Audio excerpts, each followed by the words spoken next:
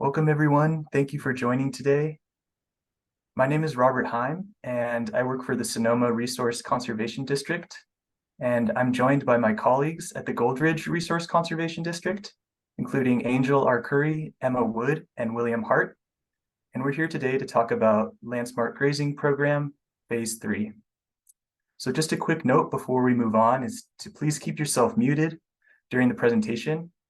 If you have a question, please type it into the chat, and then there will be time at the end of the presentation in which RCD staff will answer questions from the chat. And during that time, there'll also be an opportunity to raise your hand and ask a question live. And today's presentation will also be recorded, and a recording will be made available on both the Sonoma and Goldridge RCD YouTube pages. And we will email that link out to all the attendees. Next slide.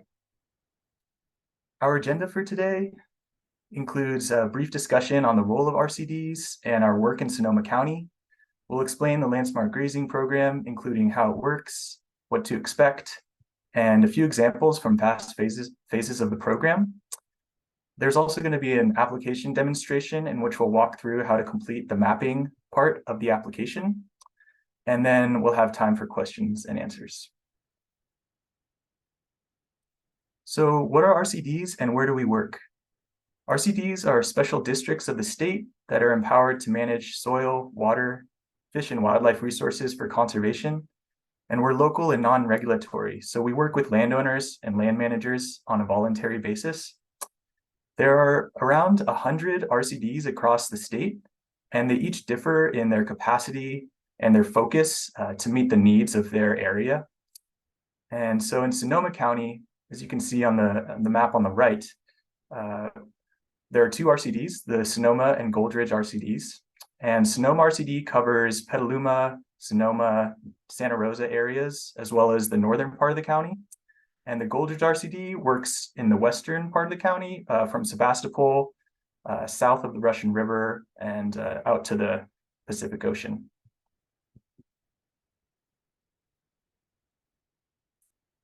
So a role in the community. RCDs respond to the most pressing natural resource issues by helping landowners be part of the solution. We coordinate and collaborate with our community partners, working together to achieve watershed and landscape level conservation goals. And our relationships with communities that we serve are key to how we accomplish work on agricultural, rural, and sometimes urban areas. And our work is really at the intersection of natural resource needs, human needs, and economic needs. And we accomplish our mission through planning and assessment. For example, we prepare management plans for properties, including carbon farm plans. We conduct on-the-ground projects, designing and implementing various natural resource projects, for example, rainwater storage projects. We also conduct education, delivering youth environmental education programming to elementary and high school students in Sonoma County. And we provide technical assistance, helping landowners achieve their land management objectives in topics such as soil health, water quality, erosion control, habitat enhancement, and forest management. And we serve rural landowners, farmers and ranchers, government agencies and municipalities, and others, working with stakeholders, nonprofits, scientists, schools, and consultants to accomplish our work. We're funded in various ways, such as through federal, state, and local government grants, also foundation grants, fee-for-service work, and then property taxes. The vast majority of our funding does come from grants and fee-for-service work, with a small amount coming from the county tax base. And shown on the right are just some logos of some of the agencies and organizations that the RCDs receive funding from. If you'd like to learn more about projects that are undertaken by the Sonoma and Goldridge RCDs, we would recommend checking out the RCD project tracker at rcdprojects.org.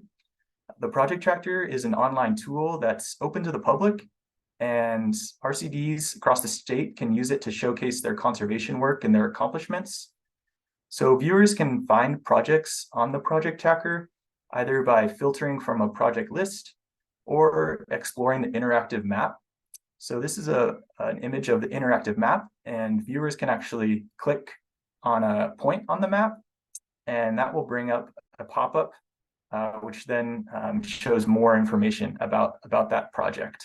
So we'd recommend checking that out if you're interested in learning more about us. And so I've given a little bit of background into RCDs, and at this time, I'm now going to hand it over to Angel Arcuri at Goldridge RCD, and she's going to be discussing the LandSmart Grazing Program. Great, thank you, Robert.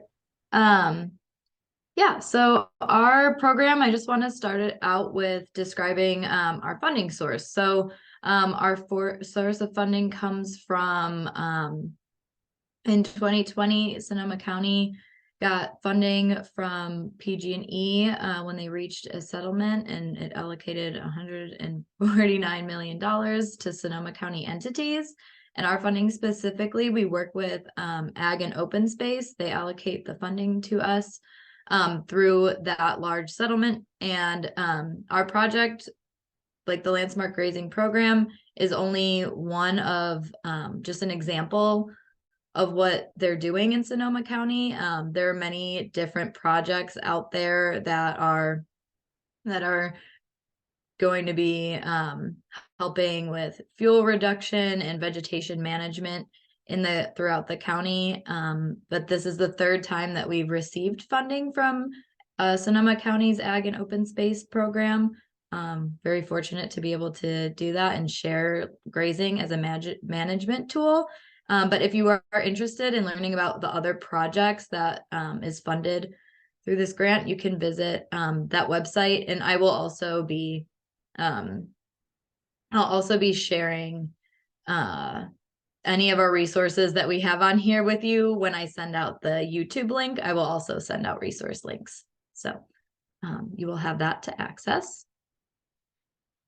And so LandSmart Grazing, what is it, right? Our program is designed to fund the partnership between landowners and contract grazers for reducing the risk and rapid spread of wildfire. So what our program hopes to do is we're going to support neighbors and community groups. We want to share this carbon-friendly method of vegetation management and community supported and provide that community support to improve biodiversity.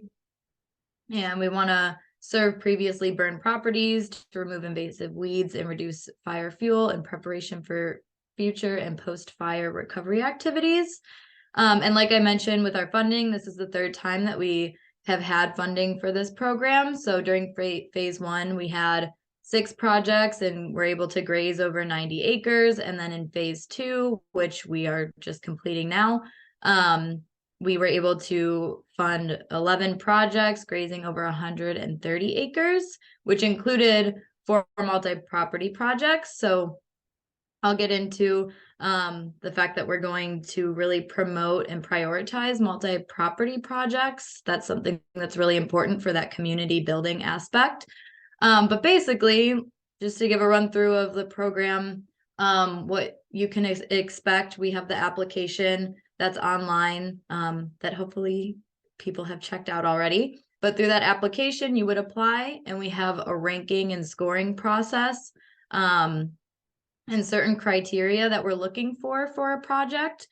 And so we're going to go through that and score projects and decide on who we want to award money to.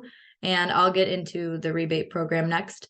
But then if you were awarded a project, you would be able to get a reimbursement for the project, and we would work with you to find a grazer. We have contract grazers who are part of our program, and we have a whole list that we'll provide you with, and it has their information. And then also along with that, there's also match.graze.com, which I'll share that resource with you, but there are a list of grazers throughout Sonoma County on their website as well. And yeah, we want to help you find a contract grazer, and then they would come in on your property and do an assessment and see what strategy would be best for grazing on your property. And so our payment rates, we want to be able to provide you assistance because contract grazing can potentially be kind of expensive, but we want to make sure that we can help cover that. So our reimbursement program is for up to 85% of the contract grazing fees, up to $15,000 per applicant. So that will be our cap on reimbursement for your project.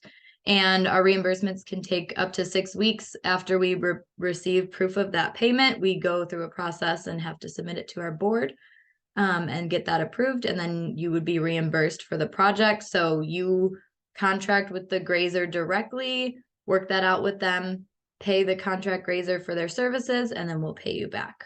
And if based on need, there is an opportunity to request 100% of the cost that you may need, and you can contact us directly if that comes up for your project. So looking at participation eligibility, where we are looking for a minimum of 8 acres, so 8 to 100 contiguous grazable acres. And like I mentioned before, we really want to promote the multi-property project. So if you and a couple neighbors around you want to do a project, we want you to apply as a group. So you, as a group, would have one person submit an application, and through the application, there are sections where you're able to go through and put in each of your individual property contacts. And then we are looking for grassland, woodland, shrubland, and agricultural lands. We want to help reduce fire risk. So we're looking for properties that are at high risk of wildfire, in close proximity to at-risk or disadvantaged or densely populated communities, adjacent to key community evacuation routes and infrastructure, or in urban areas and open space land. These are just some of our priorities. And you can be eligible if not all of these apply to you. So now I'm just going to go through looking at what you can maybe expect is LandSmart Grazing, a tool that feels appropriate for your property. So we want to see, can livestock trailers access your property? We want to make sure that there's enough room for trailers to turn around in, and that if there's like narrow or steep roads, we don't want to have anything hinder access of a livestock trailer. So we want to make sure that the grazer can get to the site in which you want to graze. And then water availability on your property, thinking about what water resource you have available. People, grazers could potentially bring in troughs, but do you have like a pond that's available, or do you have hoses that are long enough to connect to troughs that would be brought in on your property? Do you have existing fencing, and what's the condition of it? Do you have existing perimeter fencing that could help the contract grazer? They would be bringing in temporary electrical fencing most likely, but perimeter fencing can help with making sure animals don't escape from the property. And will your property need to be cleared? Do you need to do any work for like large, like coyote brush, for example, is something that animals would struggle to eat just because it's large and a woody species. So thinking about that up front. And what is your parcel size? We're going to get into later if you need to look up the size of your property or your parcel number. That's a part of the application demo. Thinking about slopes on your property. Are the steep slopes going to be an issue for the livestock? Is it going to create problems with erosion? That's something to consider. Different types of livestock are better at handling slopes than others, like cattle versus sheep or goats. And what vegetation types are you looking to have grazed? There can be different vegetation types that different types of livestock prefer to eat or will eat. So we'll show a chart that kind of looks at the different livestock and what they eat. And just being sure that you have in mind that this is a reimbursement project. So you would need to cover cost up front. And if this is a problem, again, you can let us know. And just some expectations for the project. Livestock will not clear all the vegetation. They are not lawn mowers. They will do what they can and take out a lot of the vegetation, but it's not going to look like perfectly landscaped. So just an understanding of that when the project's over. And the grazer might not be on site at all times. They have a lot of projects going on. Some of them have a lot of projects going on, so they might be between sites. And the length of the time it takes to complete the project will depend on the grazer's availability, the livestock they have, and the acreage that your property has. So then the vegetation, like I said, this is a chart and we can provide this as a resource for you as well. We could send out a PDF of the PowerPoint that we have. But mostly you're going to be looking at forbs, grasses. That's going to be your low to the ground, soft material, easier for animals to eat. Some of them will, like goats will kind of help to, and cattle, they'll help to take down some of like those low hanging like leaves on tree branches. And we can share more specific resources if you are interested in learning about vegetation types. Sorry. And so just so that you can see an example, this is a project that we had this past year on a 9.5 acre property. And so their goal was to increase diversity on their landscape and removing velvet grass on their property. And this person used sheep and goats. They had a contract grazer bring in sheep and goats. And this is just showing your before and after in this landscape. So again, not exactly perfect, but they did a really good job at taking out a lot of that grass vegetation underneath and kind of taking back that bush on the left there. So, and now I'll have Robert describe one of their projects that they had at Sonoma. Thanks, Angel. Yeah, so this project took place on a fire-affected property that burned in 2020. And you can see in the photos, some of those oak trees are still recovering from the fire. The grazing took place on a total of 13 acres, and it was primarily non-native annual grasses with some invasive weeds like yellow star thistle. And the goal was mainly to reduce fire fuels, but also improve pasture quality and soil health. And this project also used sheep and goats with a llama as the guard animal.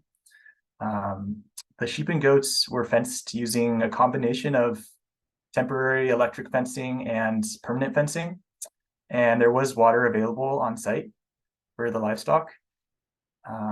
And what's cool about this project in particular is that since becoming involved in the LandSmart Grazing Program, these landowners have actually gone on to purchase livestock of their own. And so they're learning about animal husbandry and stockmanship. And it's exciting to see how these projects can sometimes empower landowners to then become land stewards and increase the capacity of grazing in our communities.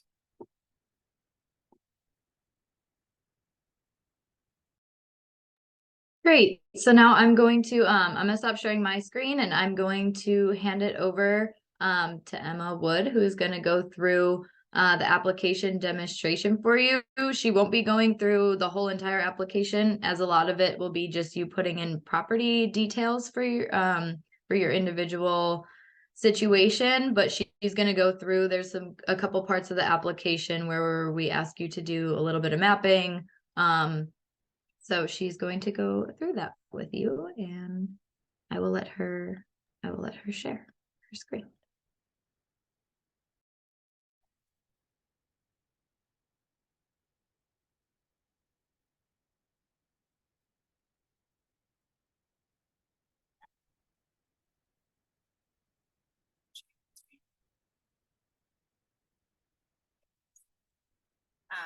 Okay, So this is the application. We're going to have you fill out anything that's asterisk, you have to fill out in order to continue to the next page. These are just some grazing expectations and considerations. Then here we're going to ask you if you're going to be applying for individual or multi-property, and that's going to be important for your maps. If you do not know the acreage that you're applying for, there's an easy way in Google Maps. Just enter the address and you're gonna right click and it'll bring up a menu. I'm gonna clear the measurement. You're gonna right click and the last option says measure distance. And it's gonna bring up a point. And you can use, as long as you click it, it'll move around the map for you. And depending on the outline of your parcel, you're just gonna wanna click and drag. So you can just click a point and that line will drag to that point. And if you have any like curved areas like this, you can click like multiple times to get that curve in, because we're trying to get the most accurate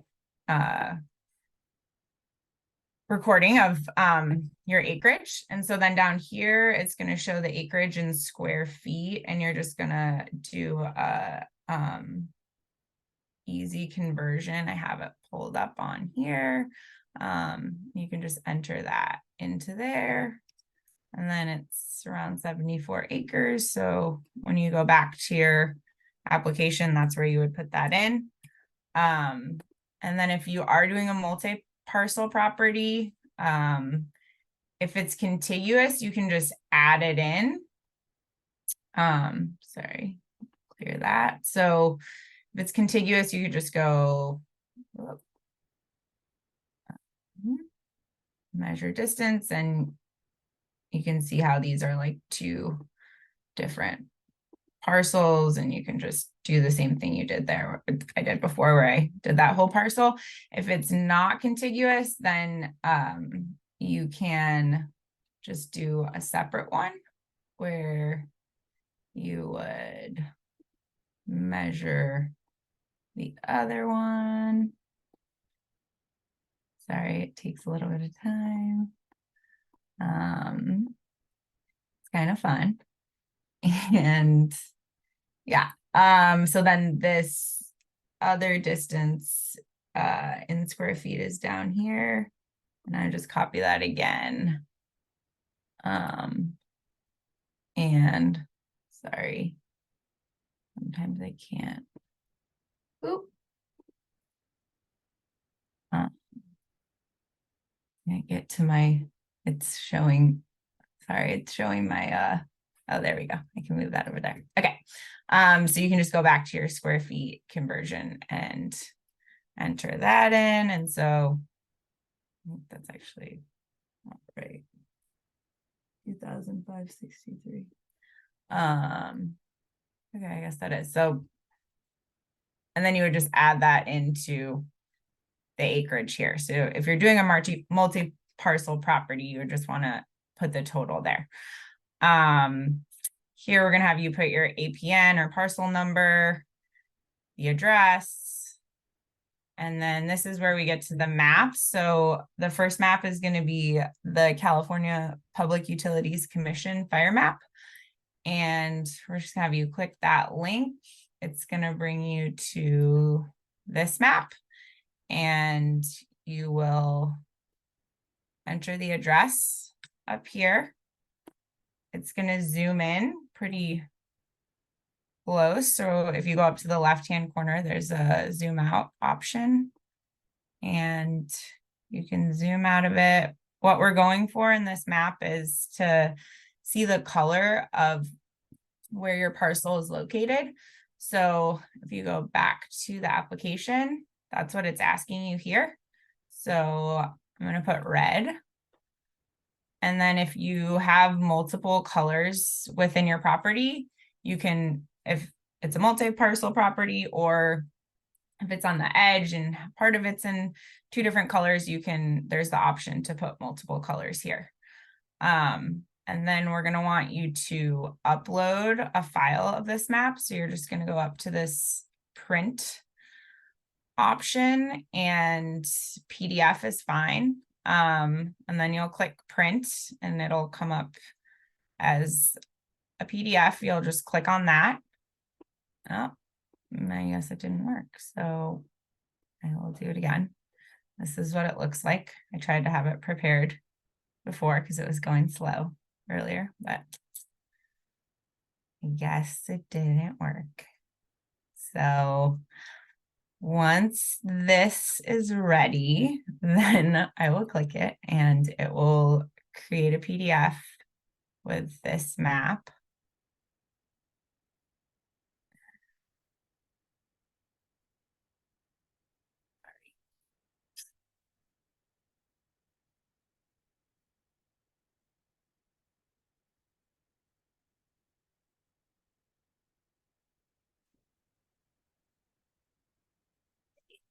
So then you're just going to download this up in the right-hand corner, and make sure that you remember where you downloaded it. Like if you put it in a specific folder, I just am keeping it in downloads. And I actually already downloaded it earlier and named it Fire Map Public. So you're going to save that, and then you'll go back to the application and you'll go to add file and browse. And then I have it under downloads and I have it right there. So open file, and then it's downloaded right there. So that's the first map. And then the second map is going to be the map that shows the natural factors that are around your property. And you're going to click on that link, which is going to bring you to this. There's 2 maps here. So we want the top map, and you'll just input your address. And again, you can zoom out a bit. For this one, you have to click on the parcel for it to give you the report. And so once you click on that, and if it is for multi-parcel properties, then you'll just have to do this a couple of times with the different parcels. But you're going to click download. And then what we're going for is page 3. So you're going to download this whole report, but within the application, we need the information from page 3. So this is page 1, page 2, and then page 3. And what we're looking for is this image in the middle here, and it explains it on the application, but we're looking for which class, hazard class your property is in. And again, it could be in 2 different classes. So this is showing the parcel here. It's only in yellow, which is moderate hazard, but if it was partially in a high hazard in orange, or if it's in gray, this, well, I guess it's not gray, it's just nothing if it's not a hazard, but you'll just check that off here. So I'm going to go yellow. And then we also want you to upload this report. So you will download this again, and it comes up with your APN number. And that's a great way for you to label it for us, just because then we can make sure that it's matched with your application. It's easier for us. And so I've actually also already saved this one. I'm not going to save that again, but I will go back to the application and I will add this file here. I'm going to browse, and you can see here it shows the APN number and that report. And I'm just going to open it up, and it's loaded there. So again, if you have a multi-parcel property, you just want to make sure you do multiple reports for that. And then the rest of the application is just more questions. And yeah, if you do have any questions about the maps, I'm happy to help you with that. My email will be provided with the follow-up email from this webinar. So yeah, Thank you.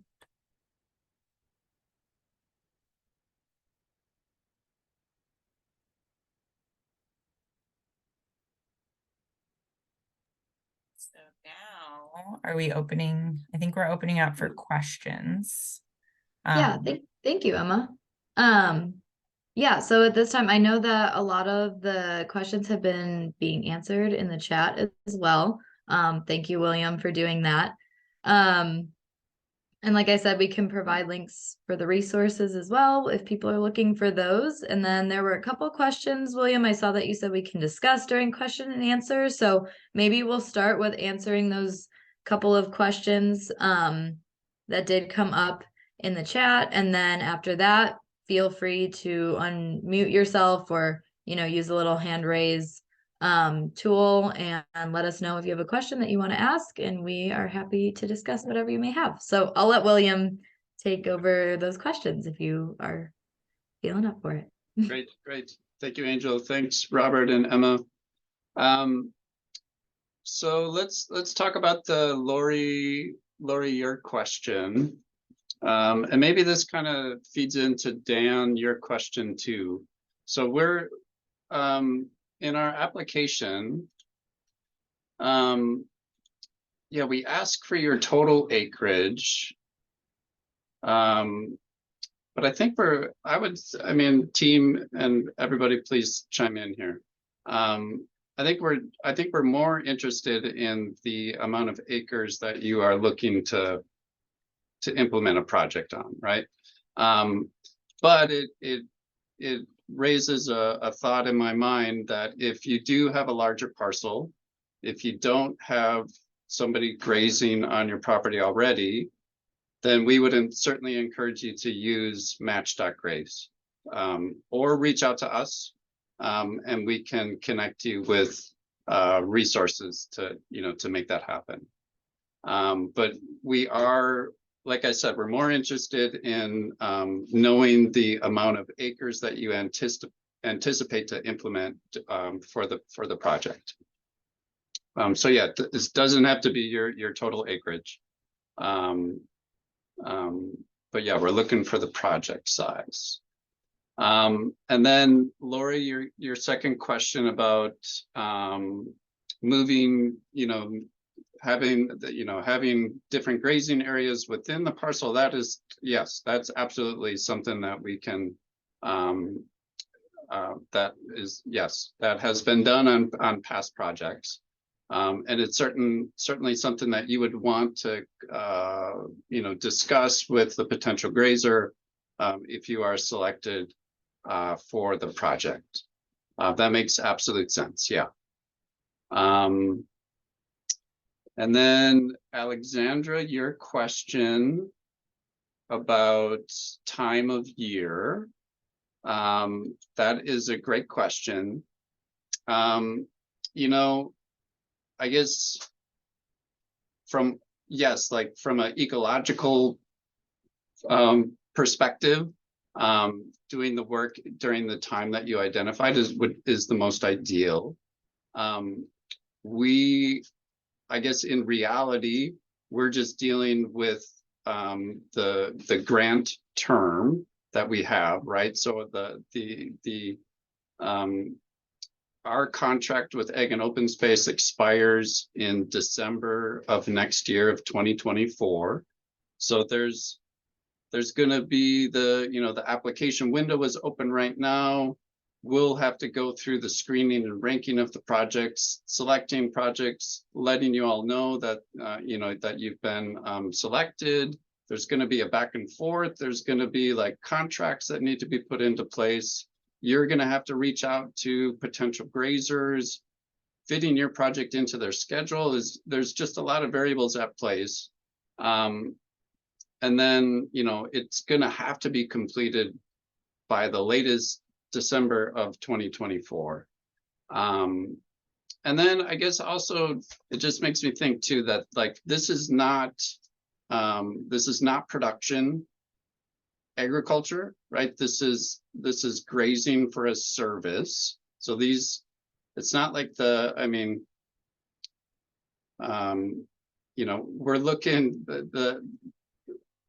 I don't know if I'm making, if that makes sense to you, like we're there, the grazers will provide supplemental feed to the animals. Like yes, the livestock are going to be browsing and grazing on your property, but they will have additional resources. Like the livestock are there to provide a service, right? They're going to be browsing, they're going to be grazing, but they're also going to be providing that hoof action in the space. You know, they're going to be pooping and peeing, they're going to be recycling nutrients. Like that's what we're really interested in as far as the service that these livestock bring to your property. And let me know if that makes sense, or if I need to talk about it more. And then we also have some wonderful resources on the webinar right now. We got Paige-Lynn Trotter and Sarah Kaiser. And I would certainly, Paige-Lynn and Sarah, I would certainly encourage you to unmute yourselves and speak up if that's something that you want to contribute. Thanks, William. Hi, everybody. I'm Sarah Kaiser. All that William said is true, and Paige-Lynn is here, and she's one of the grazers that will be at your service, and I help with facilitation of grazing cooperatives. And one thing I wanted to bring up to some of the people with larger properties, sometimes a cooperative is a great way if you have livestock near you. Sometimes you can just share with neighbors your livestock. But yeah, everything William was saying is when contract grazers, and Paige-Lynn can talk a little bit more about it, are providing a service and they're asking animals to consume vegetation that has very little nutrition in it. So they often have to feed those animals to keep them healthy and keep kind of so they can provide the appropriate service and then provide the good ecological regeneration that we're looking at as well. So we're not just looking at reducing vegetation management for fire, but we're looking at reducing invasive non-natives, providing an opportunity for our natives to come back, really trying to dive deep into a long-term healthy fire ecosystem. And hopefully that's enough, but I'm here to answer questions if I can, if I'm of any help. And if Paige-Lynn wants to jump on, I'm sure she has input as well. Hi, Sarah. Hi, William. Yeah, I agree with everything you just said. Ideally, and it's actually some of the questions I have is in regards to particular goals that will be funded as a contract grazer. Sometimes that timing window for fuels reduction is, sorry, I'm out in the field, is limited when there's the desire to not see any regrowth for that season. And so I wonder how funding will either be prioritized in regards to that. And I think that was actually a question that was asked in the chat. I didn't hear if there was a clear answer on it, but will funding be prioritized for grazing projects that are taking place for later in the season? So when fuels are actually becoming dry and flammable, or will green season management be prioritized? Just because as a grazer, I often have the ability to reduce costs if we can get in there when vegetation is more palatable and more nutritious. If we are waiting till later in the year, it makes sense because you're reducing the risk of regrowth and a second grazing project, but it does often require a heavy amount of supplementation, which can be incorporated into project costs and such. But those are the only things that come up for me in listening to your guys's overview. Great. Thank you, Paige-Lynn. I think, you know, we have less funding, as I put in the chat. We have less funding for phase 3 than we did previously. But if the pool of applicants include projects that are, yeah, like if you're ready to go, and if we get all of our ducks in a row by, you know, March, maybe February, March of next year, we certainly would support that. It seems like just the availability of grazers for the projects has been, our experience has been, yeah, that the projects are occurring more from like May through September into October, even into November this year. But maybe that's a really great perspective, Paige-Lynn. Maybe that's something that we can get better at.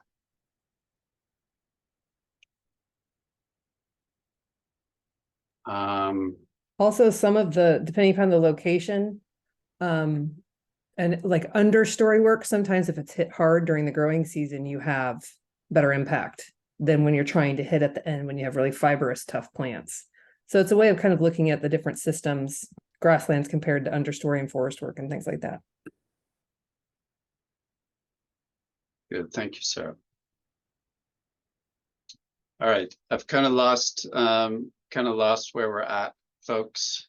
Daniel has a question, just about, he said he's hired grazers before, but was put off many months and the grazing time of year was less than optimal. And how can we control that timing? I can let Paige Lynn speak to this. Yeah, please. I don't have an answer for that. Two things come to mind. Grazers, to be able to successfully have a business, need to have their calendar booked out as far as possible, so their animals have a place to go. So when you reach out to them, they probably won't be able to get to you quickly because they need that calendar or they wouldn't be able to sustain their business or their livestock. So planning ahead, giving them more time. The other thing with grazers is we realize this is right now you're applying for a one-time funding support, but if you can also think about having ongoing contractual relationships with that grazer where you create a 3-year contract so they can have you on their calendar, so they're not having to formulate a calendar yearly at the beginning of the year and unknowing where they're going to go with their stock and how they're going to kind of keep the business afloat. So thinking about long-term ongoing stewardship with a livestock and your grazer and building that relationship is going to really help you play with the timing of the animals and when they get onto your landscape. And go ahead, Paige Lynn. That's all I was going to say as well. Yeah, a little more notice allows us to get in there at the time that you want, and multi-year contracts are almost always prioritized by grazers. If we can rely on it, then we're going to prioritize it. But yeah, I know that's hard when we're talking about one year of funding. It's hard to sign a 3-year, even 5-year contract when you think you might only have the funding for 1 year. Right. Chris, we'll get to you next, but Lori had a question of how long do the grazing animals generally take to graze, say, a 10-acre area? Paige Lynn has her lovely son there, so I'll jump in and she can correct anything I say. Grazing length is very variable upon the animals that are coming, who you've hired, what their method of grazing, how many animals they have. If you have 10 acres and they're bringing 300 to 500 animals, and it's just an open grassland, it can be grazed quite quickly in a couple of weeks. If they only have, smaller animals, like 50 animals, it's going to take longer. So it's depending upon the number of animals they come, what animals they bring.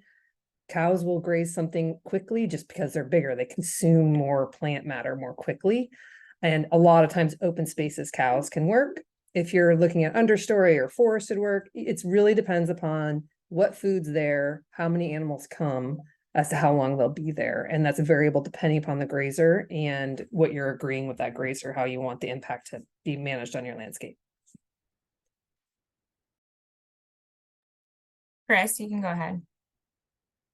Hi, I'm Chris Chang Weeks, and I'm part of an HOA that has about 17 acres of open space. And much of this, the invasives on this open space is English ivy and French broom. I was just wondering if that is something that goats and sheep even will eat. Paige has goats and she can speak to that more, but in my experience, they both really love ivy. The broom is not as palatable. You've got to kind of push them to eat it again. But during growing season, earlier in the growing season, the new growth is always more palatable to everybody. It's hard for them to kill the root system on the broom. So often you do need a little mechanized after the grazing, because even if they take that plant down, the regrowth, they're pretty successful regrowers. But they both love ivy. And Paige, go ahead. No, I agree with that. I've had success grazing ivy all the way to the ground, obliterating it with sheep and with goats. in small enough acreage. The bigger acreage, anything that might have toxic compounds, the goats are typically a little more tolerant to. 17 acres sounds like a reasonable goal for either species. With French broom, yeah, it's really timing. And Sarah was just speaking to that, making sure you're getting in there at the right time. A lot of these plants are a little less palatable. And have more of those compounds when they're in flowering phase. So making sure that your grazer has the availability to get in there earlier in the season. And then again, multi-year contracts are really nice for specific target species goals so that you're working either with the same grazer or at least having your ear in the project and knowing what was successful and what needs to be adjusted so that if you switch grazers, you're not going to make the same mistake twice, if that makes any sense. And that's the benefit of having a multi-year contract is your grazers on the ground making those adjustments on a seasonal or yearly basis. Okay, thanks. Then if there's anybody else, I think we're up to date on all the questions, but if you haven't had a question answered or want to ask, you can raise your hand or unmute. Thank you, Sarah and Paige. It's wonderful to have you here. Thank you. Yeah, thank you for hosting this, William. It answers a lot of our questions. I do have a question just in regards. I asked how I'm really on this just as a contract grazer. I work really closely with a few private landowners who are interested in this, but it feels like an overwhelming process for them. They're not hands-on in regards to the land management. They trust me with a lot of that. So to what Right. Paige, we lost you. You got muted halfway through that. Were Did you I get asking how muted? you could support the landowners in their application process? Yeah, how can I support the landowners? And then if there's a lease on the property, an agricultural lease on the property, is that limiting at all? No, not for us. The process for us has been that the applicant, the awardee of the project contracts directly with the grazer. We then contract with the landowner to set up, how the reimbursement is going to happen, what the finances look like. And then it also gives us, it's a permission of access to the property. And then there's, just like some liability issues as well to cover us when we're on the site. But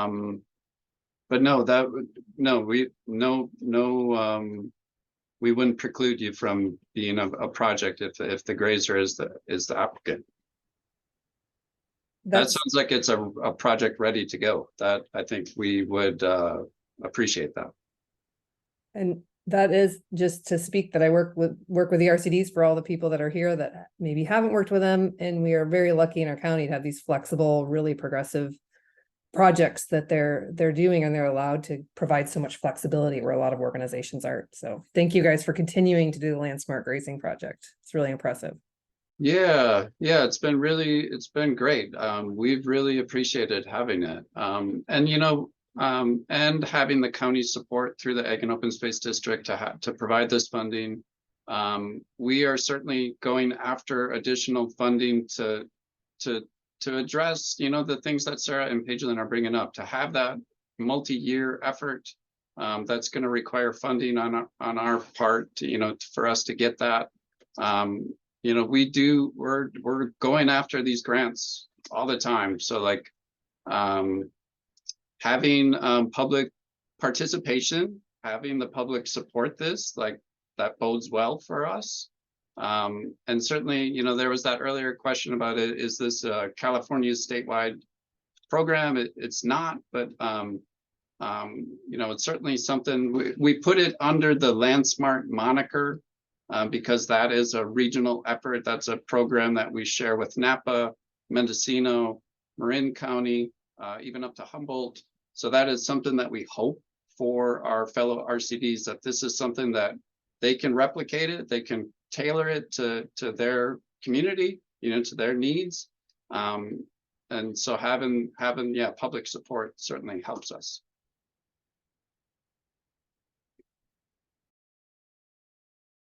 it's that pressure, page then, right? It's that good pressure. Yeah, thanks for remembering, William. And thank you again for doing this. I really appreciate it. I have to hop off, but this was really thorough and helpful. So I look forward to helping with some applications. Thank you Yeah. so much. Thank you. I also just wanted to note, if you do, along with like prioritizing multi-parcel properties, projects, we also had a project this year where people had neighbors that had livestock that like their parcels were attached, and the cattle like came onto the neighbor's property, and we also would encourage something like that. You can apply, and we could like support like through materials and like building that relationship between you and the neighbors. Like I said, we really want to build the community aspect. So I think to us, if you can kind of within your neighborhood, like promote that, that's like a multi-year thing if you start a relationship with a neighbor that has livestock. So those are projects we would really like to also be involved in. And I just wanted to mention that. And then also I'm going back, Daniel, to a question about application. I believe that if you're working on it, if you're logged into your own Google Gmail, it probably saves your progress, but on Google Forms, I believe if you're like not logged into a specific Gmail account, it would make you restart the application and not save your progress. So if anyone's having issues with like, I stopped and tried to come back to it, and like you can contact us and reach out to us about that. But I think if you are logged into your own personal Google Gmail, that's when it might save progress for you. So I just wanted to come back to that. Yeah. Or yeah, it makes me think too, like if the whole online application thing is a burden or an obstacle for you, we can provide you with a fillable PDF and you could submit it that way. We're just doing this for ease and you know, ability to process the applications. Yeah, and I can add that to our description of the application too, in case folks are interested in a PDF version. Otherwise, but yeah, so I hope that's helpful. And then I did see that we answered a question about reapplying if you get grant funding. Yeah, we definitely, we never know what our application pool is going to look like. So definitely apply again if you have had assistance from the RCD prior to. I think for other projects, I'm not sure about this one, sometimes we give priority to those who haven't had grant funding previously, just to try to spread the wealth to more people and get more people involved in the program.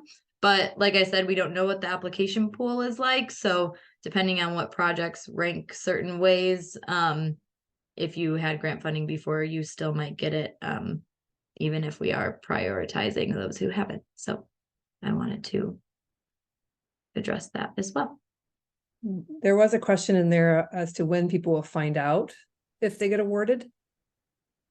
Yeah, so we are closing our application at the end of November, and then hope to go through our ranking process December, and then probably send out notice. I believe when we talked about it, I don't want to give like a solid deadline, but I'm thinking maybe like mid-January, but potentially. Maybe probably like after, like right after the holidays. Emma is saying mid-December. Oh, Sorry, I thought that was what was on our. no, that's okay. I wasn't sure if we were thinking before or after the holidays. Depending. But yes, We said maybe a Christmas. to would be be right, Christmas, but so to be determined. It'll most likely be right before or right after the holidays. That's a good question. Thank you. It's depending on too, like number of applications we get, how many people we have to go through and rank. We'll send a follow-up email after the application's closed, and we'll send a follow-up with when you can expect a response. So yeah. Are there any other questions that people feel like they need answered?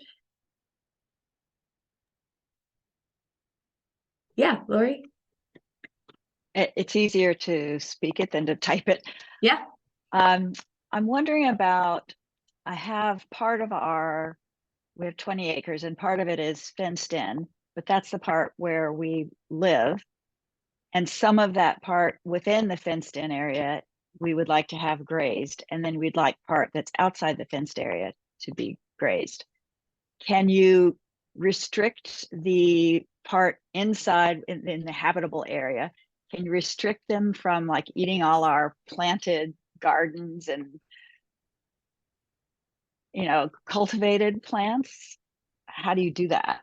Yeah, so when you're working with the contract grazer, and Sarah, you can help answer if you'd like, but they most likely will bring in temporary electric fencing on the property, on your property, when they're going to set up for the project.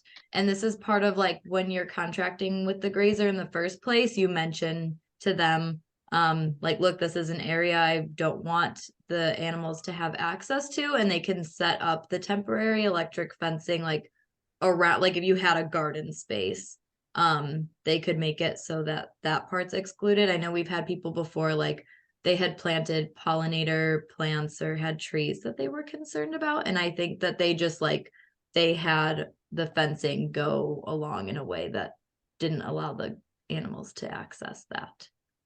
So when I'm determining the square footage or the acreage, when I'm drawing on the map, that map will include some areas that we would not want grazed, if you understand what I'm saying. Yeah, and this is just an estimate for the application, and then Okay. we'll set up, if you were awarded, we would set up a time with you and with the contract grazer you selected, and actually go out there and get the actual acreage, and we can at that point like subtract out. The estimate is what we need for the first part, and then we could work with you on that. Okay, But, great. Thanks very Sarah, much. if you have anything to add, please do. Yeah, well, just for the contract grazers will all be bringing portable electric fencing and be moving the animals around in those paddocks. So they'll be restricted to paddocks because that's how they're going to get the impact you want, and the animals are going to be grazing all the things. So they'll be moved within the electrical fencing, and almost all of them will be having a shepherd that stays with the animals. So in case you do get an escapee, they would be able to get them back in that fencing really quickly, because even electric fencing, it can happen that they get out, especially if they see a rose bush or something like that. Roses are like crack to the sheep and goats. They just love them. So there's a shepherd there to make sure, but you will have a conversation with them and you'll tell them exactly your priority zones, and they'll make sure to keep the animals out of there and be pushing them around in their portable fencing.